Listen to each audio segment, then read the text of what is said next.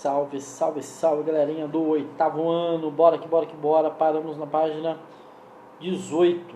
Abolicionistas vão para as ruas.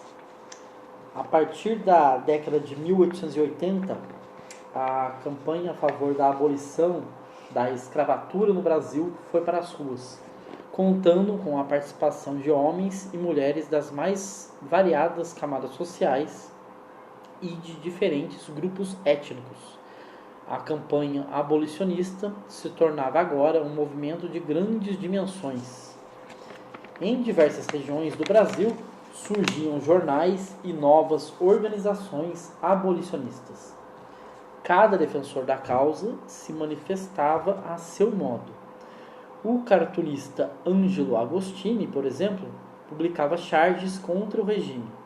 O jornalista Joaquim Nabuco escrevia na imprensa artigos condenando a escravidão. No Ceará, um grupo de jangadeiros, liderados por Francisco José do Nascimento, recusou-se a transportar escravizados até os navios que os conduziriam ao Sudeste, onde seriam vendidos.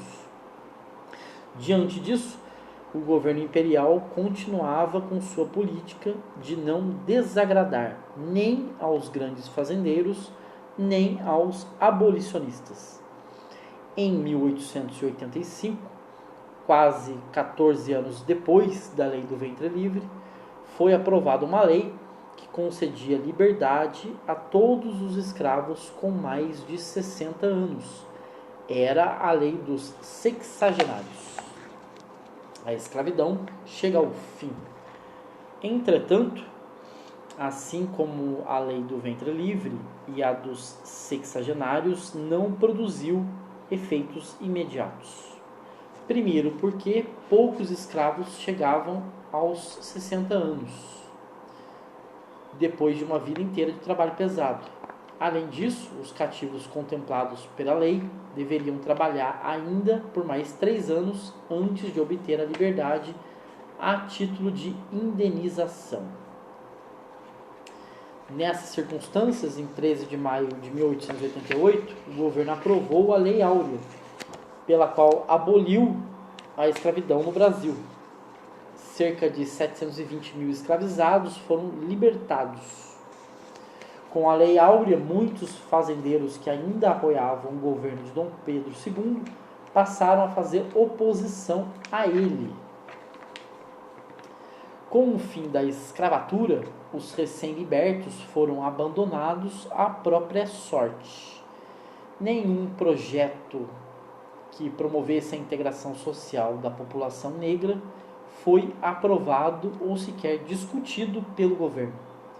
Nem mesmo a proposta de distribuir terras aos ex-cativos, como defendiam muitos abolicionistas, foi discutida. Após a abolição, permaneceram a desigualdade social e o preconceito étnico numa sociedade que se esforçava por excluir e marginalizar os negros. Um exemplo dessa exclusão foi no acesso à educação. Antes da abolição, a quase totalidade dos negros não tinha acesso às escolas. Nos primeiros anos após a Lei Áurea, as escolas continuaram praticamente inacessíveis à população negra. Isso dificultava seu ingresso no mercado de trabalho e impedia seu acesso a profissões que exigiam escolaridade. Além disso, muitos afrodescendentes continuavam impedidos de participar da vida política, pois, para ser eleitor, era preciso ser alfabetizado. Essa desigualdade de oportunidades ainda é sentida no Brasil dos nossos dias, embora em menor escala. Pesquisas recentes revelam que o desemprego é maior entre os negros do que entre os brancos. Os dados mostram ainda que os negros recebem salários inferiores aos dos brancos e são as principais vítimas da violência urbana, entre outros exemplos. Isso não significa que não tenham ocorrido mudanças. Pelo contrário, a mobilização da população afrodescendente em diferentes momentos possibilitou conquistas que contribuíram de maneira significativa para diminuir a desigualdade entre brancos e negros no país. Apesar disso, a sociedade brasileira ainda não garante aos negros uma situação de igualdade étnica e social com os brancos.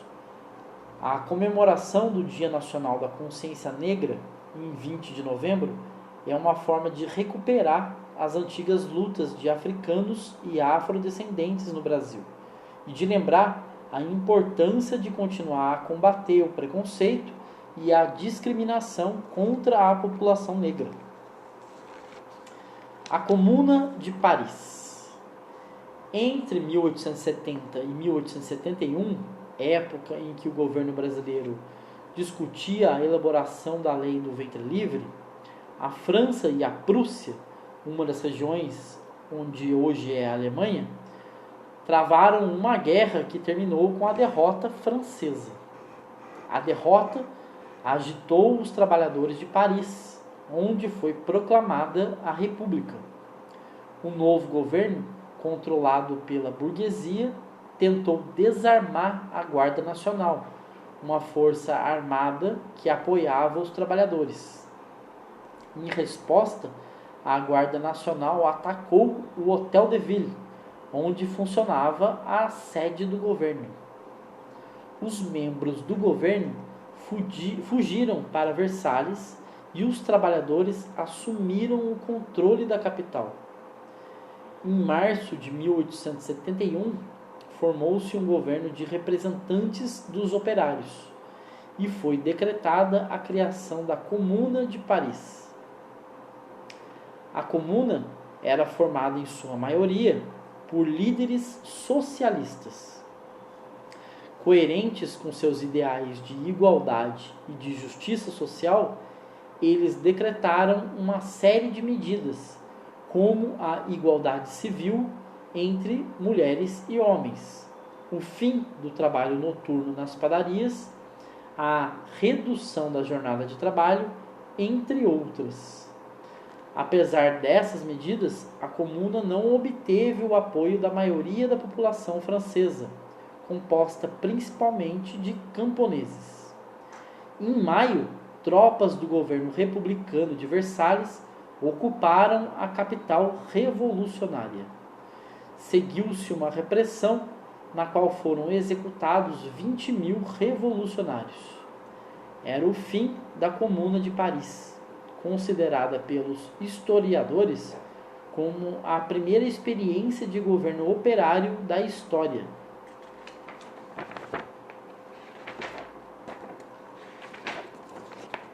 Vamos lá para a página 27, pessoal. A Proclamação da República.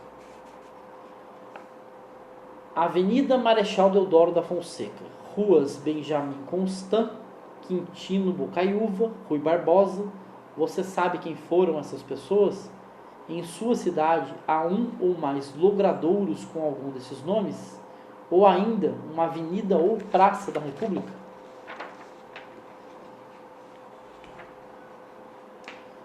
Essas pessoas já tiveram um papel importante na sociedade, galerinha.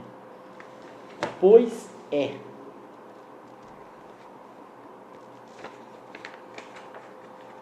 Na República, as coisas são diferentes, pessoal. O chefe do governo é um presidente, ou presidenta, ou primeiro-ministro.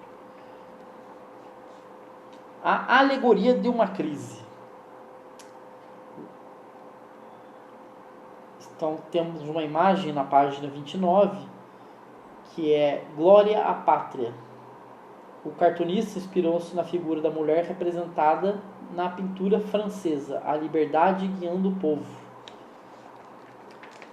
Temos nessa alegoria uma representação de 3 processos que levaram à mudança naquele momento, da forma de governo monárquico para a republicana.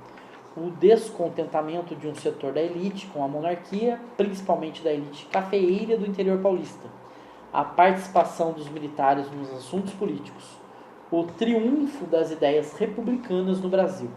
Por último, nota-se na alegoria uma ausência importante, a do povo. Assim como não está representado no desenho, ele não teve participação efetiva na derrubada da monarquia e na ascensão da república. Na época, essa ausência foi comentada por Aristides Lobo, um dos principais propagandistas da república. Dizia ele que o povo assistiu bestializado à proclamação da república, julgando que se tratava apenas de uma parada militar. Isso porque ela foi resultado da ação de um grupo de militares que tinham à frente o Marechal Deodoro da Fonseca. Modelo francês. Como ocorreu o processo que culminou com o fim da monarquia e a instauração da república no Brasil? Talvez a imagem da mulher no desenho, a única nele representada, tenha alguma coisa a nos dizer sobre isso. Essa figura costuma ser utilizada para simbolizar a república, não só no Brasil, mas também em outros lugares. As roupas que veste lembram as túnicas que se cobriam as mulheres romanas. É uma alusão à antiga República de Roma, que serviu de inspiração a muitos movimentos republicanos dos séculos XVIII e XIX. Além disso, ela tem à cabeça um gorro conhecido como barrete frígio, que é um dos grandes símbolos da República. A mulher, como representação da República, foi muito utilizada durante a Revolução Francesa de 1789. Ainda na França, a imagem feminina voltou a ocupar um lugar de destaque em um quadro famoso do pintor Eugène Delacroix. A tela, intitulada A Liberdade Guiando o Povo, foi uma homenagem à Revolução de 1830, quando a população de Paris derrubou o rei Carlos IX e acabou com as tentativas de retorno ao absolutismo monárquico na França. Mas foi somente em 1873 que a mulher que simbolizava a República passou a ser chamada de Mariane. Na alegoria da página 29, a figura de Mariane, que representa a República, se ergue triunfante acima da coroa, símbolo da monarquia. Mas podemos nos perguntar, por que utilizar um símbolo francês para representar a proclamação da República no Brasil? A resposta a essa pergunta nos leva a compreender outras questões ligadas ao processo. A primeira delas é a enorme influência da cultura francesa no Brasil no século XIX.